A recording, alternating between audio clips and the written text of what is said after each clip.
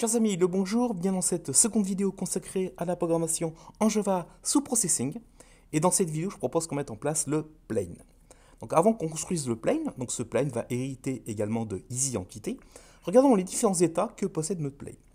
Au début du jeu, le plane sera immobile et il attendra que vous actionnez une touche pour se mettre en mouvement. Donc on est dans un état d'attente. D'accord ? Ensuite, quand vous avez appuyé sur la touche espace ou n'importe quelle touche, et vous allez le mettre en mouvement, donc il va descendre par gravité, et puis vous allez émettre des petits rebonds via les touches, et il va pouvoir éviter les obstacles éventuels. Donc il y a un état de vie ou de vol. Et malheureusement, il se peut que le plane rencontre un pilar ou un roc, il va donc être touché, il va avoir une animation d'explosion avec un son d'explosion. On va ensuite repasser dans un état d'attente pour repasser ensuite dans un état de fly. De fait, les amis, j'ai créé trois constantes de classe que sont ici un public statique final int, donc c'est un entier. Je crée plane state wait, donc c'est un état d'attente. J'ai créé également un plane state fly, là il va voler, donc il est en mouvement, il descend, il monte, il descend, il monte. Et un plane state touched, malheureusement, il a rencontré dans son trajet un pilar ou un roc. Il est passé dans un état de touched. Nous allons construire le plane. Bien. Pour construire le plane, il nous faut des images. Alors vous allez trouver quelque chose de particulier, c'est que j'ai mis dans les assets plusieurs images. Eh bien, vous allez trouver ces images que sont plane1.png, plane2.png et plane3.g. Alors ce qui va différencier les images les unes par rapport aux autres, c'est uniquement la taille de l'hélice qui sera différente pour donner l'illusion que l'hélice est en train de tourner et que le plane est en train de voler. Mais ça on le mettra dans une prochaine vidéo au point de vue des animations. Donc vous prenez soit le plane 1, soit le plane 2, soit le plane 3 ou pas du tout. Eh bien on va pas mettre d'image du tout. On peut faire le jeu sans images. Et là, je vais vous le montrer. Donc les images, vous voyez, elles font 88 pixels de large pour 73 pixels de hauteur. Je vais donc créer mon plane. Donc je commence à le positionner. Alors le plane, on va le positionner à la construction dans un endroit particulier, un float X, un float Y. Et tout de suite après, qu'est-ce que je fais ? Eh bien, je crée une EasyEntity en lui passant le X, le Y, la largeur de mon plane, 88 pixels, et la hauteur de mon plane, c'est-à-dire 73 pixels. Que doit-on encore mettre comme variable pour maintenir le plane en place ? Le plane va bouger. Quand il va exploser, il faut qu'il reprenne sa position initiale. Donc on va mémoriser cette position x, y qu'on reçoit par construction dans un vecteur par exemple. Donc on va créer de manière privée un p-vector, on l'appelle posinit, voilà la position initiale, on donne bien sûr une valeur nulle au départ. Et tout de suite après avoir construit le super, on va dire que posi init, c'est un new p-vector. Et on va emmagasiner dans ce pose init, donc la position initiale, eh bien le x qu'on reçoit et le y qu'on reçoit. De fait, maintenant, j'ai dans un vecteur pose init la position initiale de mon plane. Après explosion, je pourrais le replacer à l'endroit où il était à l'origine. On va lui donner comme état tout de suite, on va faire un set state. Quel état on lui donne ? Eh bien, on lui donne l'état de attente. Donc pour l'instant, notre plane est en attente. On va le rendre immobile via les speeds avec un S. Donc je donne les vitesses en X et les vitesses en Y égales à 0. Maintenant, les méthodes. Notre plane va bouger. Comme d'habitude, il aura besoin d'une méthode update. Donc je crée une vecteur update et je lui passe évidemment le temps qui s'écoule. Il faudra dessiner votre plane, donc une méthode de render. Donc c'est assez classique, on retrouve à chaque fois le update, on retrouve à chaque fois le render. Commençons tout de suite par le render.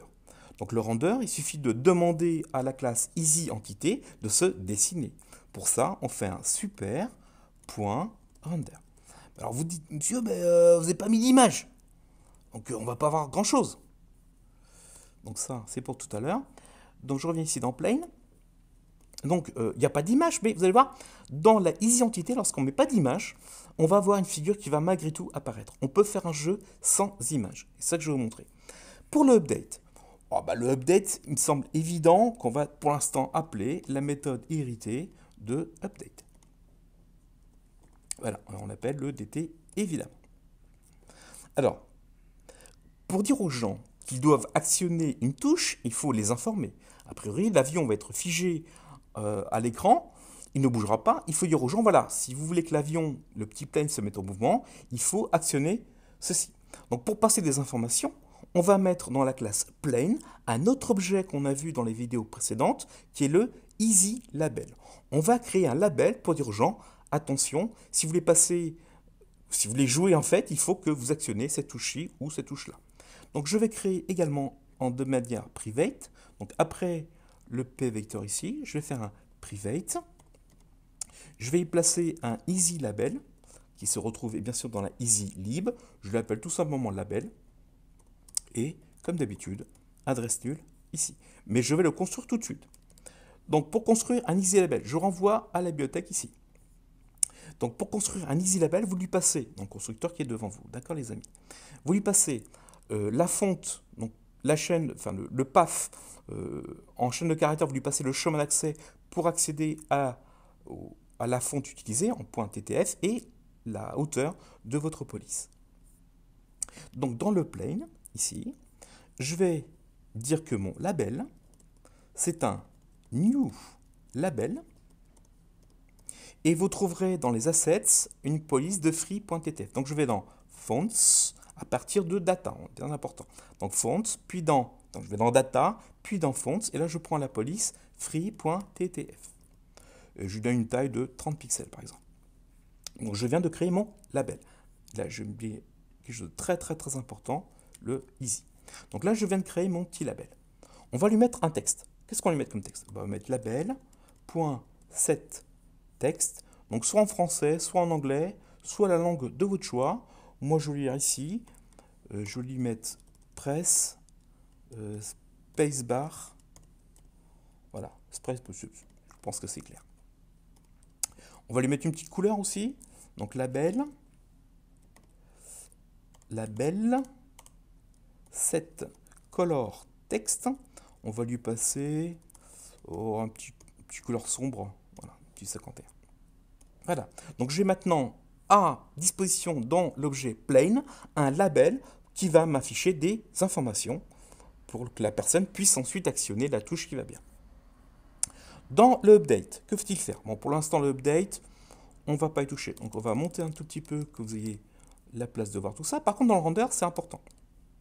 Donc dans le render, on va regarder son état. Parce que l'état du plane va avoir beaucoup de conséquences. Soit il est dans un état d'attente, il faut afficher le texte. Soit il est dans un état de fly, il faut l'afficher autant que animation. Soit il est en état d'explosion, il faut afficher l'explosion. Donc cet état-là est très important. Donc ce que je vais faire, je vais ici à l'entrée, tout de suite mémoriser dans une variable state, et bien je vais récupérer son state. Donc là, je récupère le state de mon plane. Et en fonction de son state, je vais actionner des actions différentes. Si son état était de type plane wait, donc il est en attente, qu'est-ce qu'il faut faire en attente? Il faut afficher le label et dire aux gens, voilà, il faudra faire ceci ou faire cela. Donc on fait un label.render et on va le positionner à la largeur divisée par 3, divisée par 2, c'est bien ça, et la hauteur divisée par 2.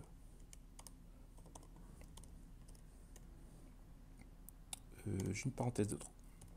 Donc là, s'il est en état d'attente, et il le sera parce qu'à la construction, on lui dit qu'il est en état d'attente. Donc en état d'attente, il est immobile, il n'y a pas de vitesse en X, il n'y a pas de vitesse en Y. On a construit un petit label. Là, le update, il ne sert pas grand-chose pour l'instant. Et dans le render, comme il est en état d'attente, il va nous afficher le label qui sera press spacebar. Alors, on peut aussi afficher, on va le faire ici, le rectangle de collision, voir si on n'a pas besoin de mettre des inflates. Donc je fais super.render debug. Voilà, comme ça on aura le rectangle de collision. Il faut maintenant utiliser cet objet plane. Que faut-il? On va dans le game stage, ici, et j'ai créé un plane. Vous voyez ici, le plane est déjà créé. Donc, je fais un private plane, je l'appelle plane avec un petit p égale nul. Ce plane, je vais le construire ici. Donc, je fais quoi? Je fais plane égale new plane et je le place un tiers de la largeur et à la moitié de la hauteur. Ça, on en parlera un petit peu plus tard. Et dans la méthode update, il suffit de dire au plane de faire update. Donc là, dans le update, je fais plane, update et je lui passe le dt. Et pour l'afficher, vous avez compris, vous êtes des gens intelligents, il suffit de faire un plane.render. Donc je crée mon plane, je l'ai placé à la hauteur divisée par 2, à la largeur divisée par 3, et je définis, j'appelle sa méthode update et j'appelle sa méthode render. Donc je dois avoir théoriquement ici une figure géométrique qui va apparaître. Attention les amis, je vous rappelle que je n'ai pas mis de figure du tout dans mon plane, mais la bibliothèque a été conçue de telle sorte que même si vous ne mettez pas d'image, il va apparaître quelque chose à l'écran. Vous allez voir. Donc on va sauvegarder et on va lancer la chose. Et oui, il apparaît un rectangle vert. Et bien ce rectangle vert, c'est votre plane. D'accord? Donc il attend quoi? Que je fais spacebar. Quand je vais actionner la touche spacebar, je vais changer d'état de mon plane. Donc cette chose-ci là actuellement, c'est mon plane. J'ai mis un rectangle vert, mais vous sentez bien qu'on ne va pas y mettre un rectangle vert. On va y mettre une image. Mais là, c'est pour vous montrer qu'on peut faire un jeu sans image qu'avec des figures géométriques. Ici, par défaut, Easy Entity, quand vous ne passez pas d'image, il vous fait un rectangle vert. Et tout autour du rectangle vert, vous avez le rectangle de collision. Que faut-il faire maintenant? Eh bien maintenant, il faut actionner la touche espace bar pour mettre en mouvement ce rectangle. Pour que le plane puisse bouger, on va définir deux attributs de type privé. Un premier attribut que j'ai appelé ici Gravity, on le vaut 7, mais on peut changer ce nombre aussi en fonction du ressenti par rapport au mouvement de votre plane. Et comme on va le pousser vers le haut, j'ai créé également une variable de type private, float, pulse, et je mets -3. -3, n'oubliez pas que c'est vers le haut. Également, pour aller changer. Notre plane va faire de petits rebonds. On va créer une méthode qu'on va appeler jump. Donc on fait void jump. Il ne lui passe pas d'argument. Alors, que faut-il faire dans cette méthode jump? Eh bien, en fonction de l'état, il y a deux choses. Soit il est dans un état d'attente. Eh bien, de fait, on a appuyé sur une touche, on le passe dans un état de fly. Soit il est dans un état de fly et on fait rebondir. Eh bien, faisons ceci. Mais on a besoin de son état, encore une fois. Donc, on va mémoriser comme avant. Dans une variable state, on va récupérer son état. Donc là, je récupère l'état de mon plane. Deux choses. Soit il est en attente, il faut que je fasse quelque chose, soit il est dans un état de fly. Imaginons qu'il est en attente. Donc si le state est égal à plane wait, que faut-il faire? Eh bien, il faut que je dise, il faut que je change l'état de mon plane, qui passe maintenant en fly. Donc je fais un set state, et je lui passe quoi? Je lui passe le plane state fly. Et ensuite, eh bien, je m'en vais. Donc, on imagine, il est dans un état d'attente. Donc, vous avez un label qui apparaît, il dit press spacebar. Vous appuyez sur la touche press spacebar, donc vous appuyez sur la touche d'espace. Votre plane qui était en attente passe maintenant en fly et vous partez. Au prochain FPS, on va mettre les choses maintenant en mouvement. Donc, qu'est-ce qui se passe ici? S'il est en jump, eh bien, tout va dépendre également du jump. Je ne peux pas faire un jump ou un rebond s'il est en état d'explosion. Donc, encore une fois, je ne peux faire un rebond que si son état, si son state est de type fly. Je ne peux pas faire un rebond s'il a explosé. D'accord? En explosion, il est en train d'exploser. S'il est en état de fly, eh bien, il faut que je donne la vitesse. Donc, je vais changer la vitesse en Y. Je vais lui mettre maintenant une vitesse. Donc, je fais un set speed de façon en Y qui vaut le pulse. Eh bien, automatiquement, je vais maintenant changer la vitesse en Y, je vais le monter vers le haut, parce que je lui donne une vitesse d'ascension. Donc ici, dans le jump, soit la première fois il est en attente, il passe maintenant en état fly, soit il est en état de fly, et ce qu'on fait, eh bien on le fait bouger en mettant des set speed Y vers pulse, et comme pulse est négatif, eh bien votre fly va monter par rapport à la gravité qui le fera descendre. Maintenant, regardons dans le update. De même, dans l'update, je vais avoir plein d'états, plein de fonctions en fonction des états de mon plane. Il est encore une fois logique de mémoriser dans une variable state, eh bien, le state du plane. Donc je mémorise l'état du plane. Et qu'est-ce qui se passe? Si son état est de type fly, que faut-il faire? Eh bien là, il faut mettre à jour la vitesse et la position par rapport à la gravité. Okay. Donc là, si on n'actionne aucune touche, il faut que le plane descende par gravité. Eh bien, c'est ce qu'on va faire dans cette méthode. De fait, je vais positionner sa vitesse en Y. C'est quoi? Eh bien, je récupère la vitesse actuelle en Y. Donc, set speed Y, je positionne la vitesse en Y. C'est la vitesse en Y actuelle plus la gravity fois le dt. Automatiquement, on positionne une vitesse vers le bas. Donc là, le plane va descendre. Il faut que maintenant je le mette en position. Donc je lui dis que sa position par rapport à l'axe Y, c'est quoi? Eh bien, c'est la position actuelle par rapport à l'axe Y, plus la vitesse qu'il y a par rapport à l'axe Y.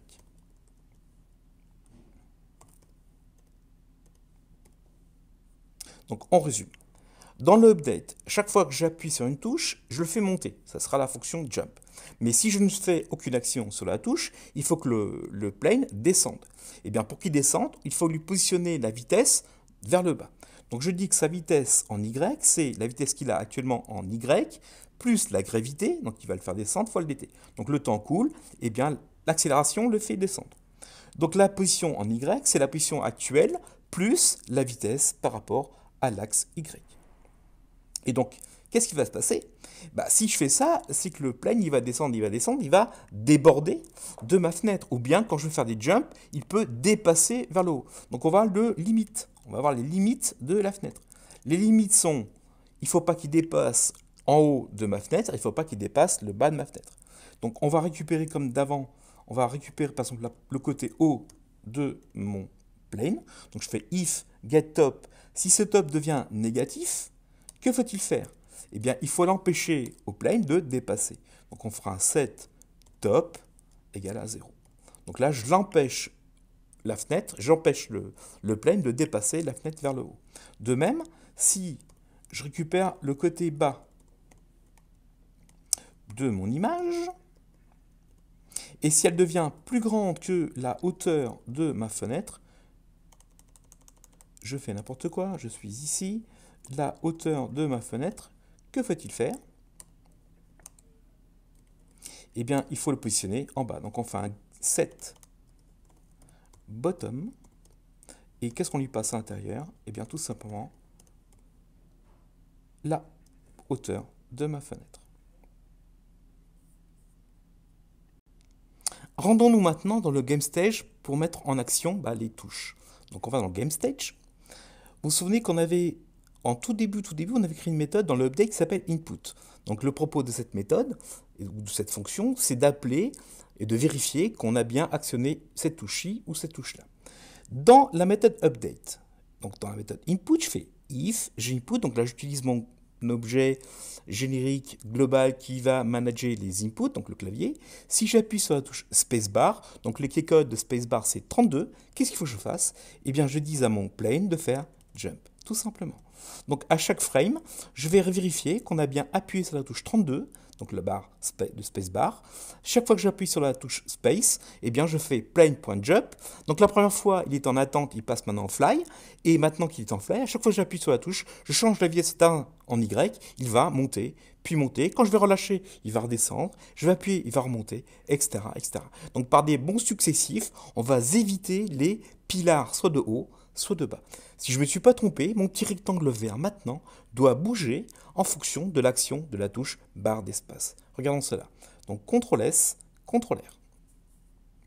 Pour l'instant, je suis en état d'attente par rapport au plane, space bar. Donc on va attendre qu'on passe un pilar et puis après vous appuyez sur une touche et là, votre système se met en marche. Vous voyez? Donc je le fais descendre, je le fais monter en appuyant plus ou moins longtemps sur la barre d'espace. Il faudra ensuite pouvoir circuler dans ce canyon pour éviter et les pilars hauts et les pilars bas. Il descend, il ne va pas plus bas que ma fenêtre du haut et là, théoriquement, il doit rester bloqué en haut. Et ça marche nickel. Et quand je lâche, il redescend. Et bien maintenant, mettons en place quelque chose de très nouveau. On va mettre en place des animations. Afin d'animer le plane, vous allez trouver dans les assets une image un peu spéciale qu'on appelle un atlas. Alors qu'est-ce qu'un atlas? Donc cet atlas s'appelle flying.png. C'est un ensemble d'images posées les unes à côté des autres afin de créer une animation. Donc vous avez compris, l'animation va consister à d'abord dessiner cette image-ci, puis un instant plus tard dessiner cette image-là, et ainsi de suite, on va créer une animation en dessinant de façon successive les images les uns après les autres. Eh bien, ça s'appelle un atlas. Et dans la EasyLib, vous allez trouver un objet qui va générer et gérer ces animations. Cet objet, c'est Easy Animation. Comment utiliser un tel objet? C'est le propos de ce qu'on va faire tout de suite. Donc je vais dans Easy Animation et je vais regarder le constructeur. Comment construire ici? Donc ici, on a un constructeur.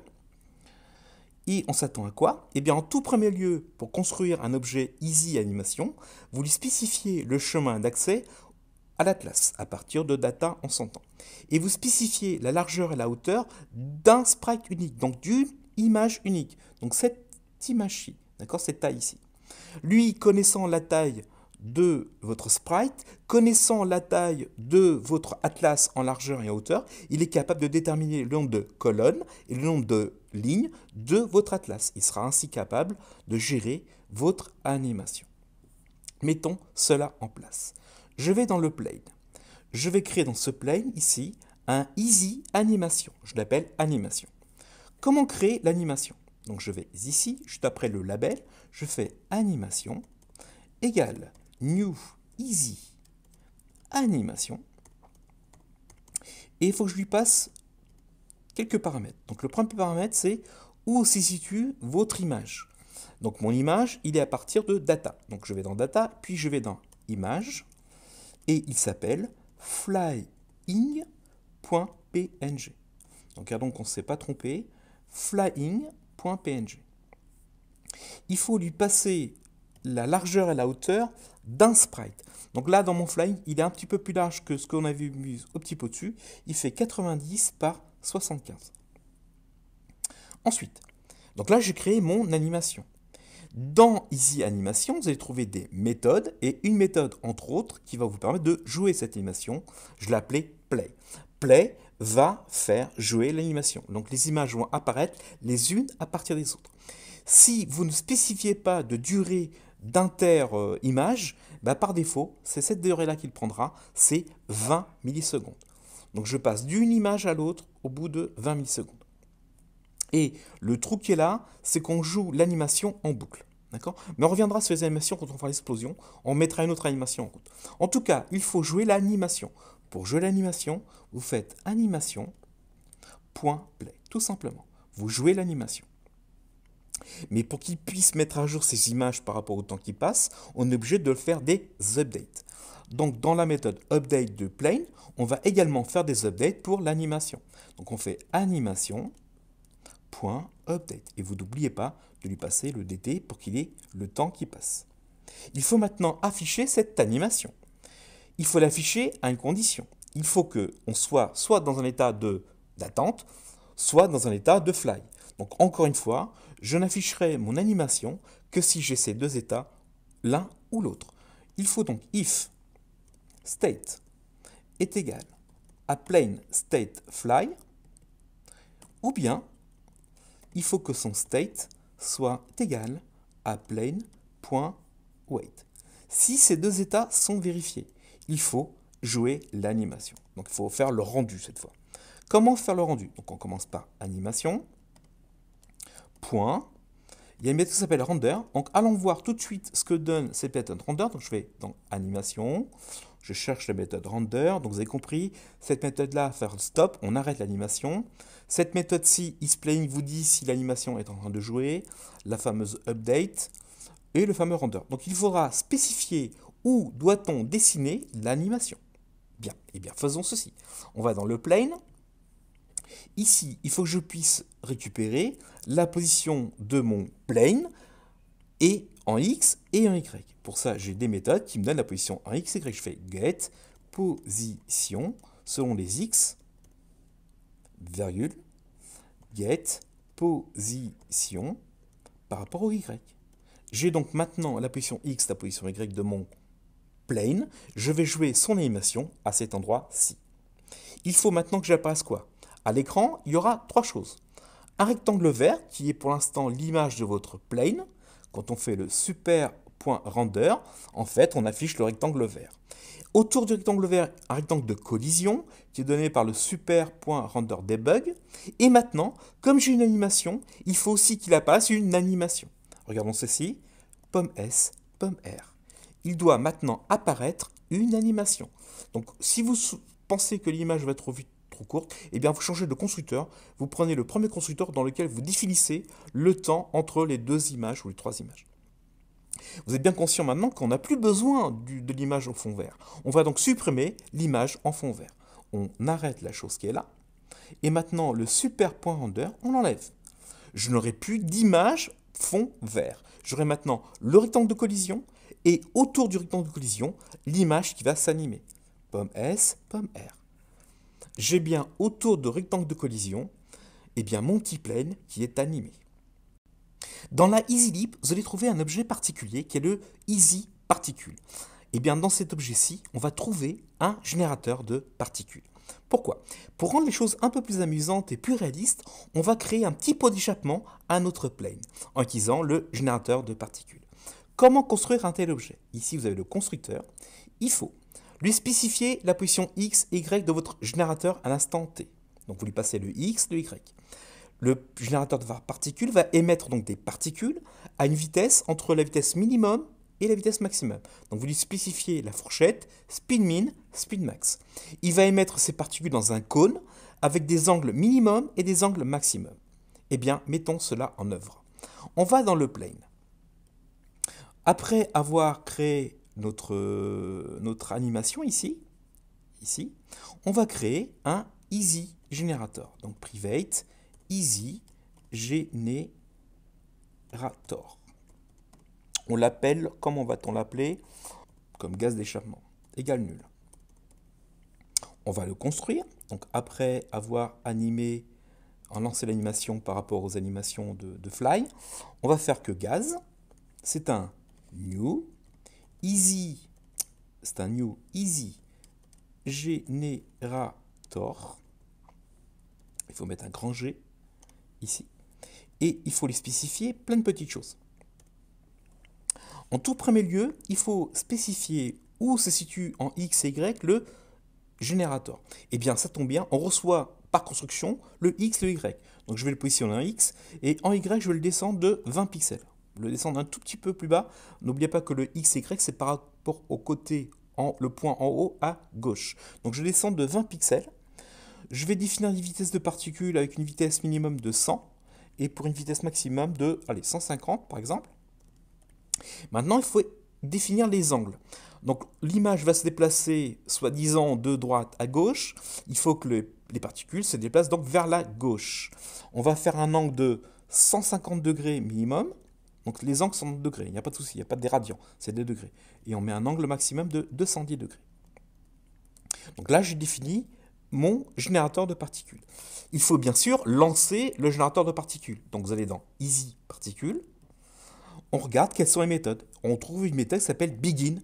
Vous sentez bien que Begin, c'est pour lancer le générateur de particules. Donc on va dans le plane, et juste après, on fait gaz.begin.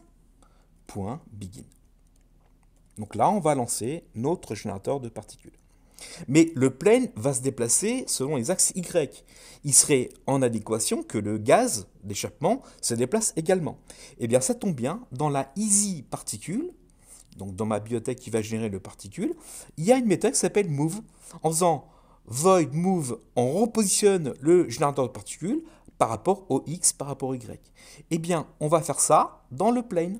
Donc dans le update, toujours par rapport au update, bien sûr. Donc dans le update, qu'est-ce qu'on vient de faire? On vient de dire que l'animation est en train de se jouer. Et bien là, on va gérer maintenant le gaz.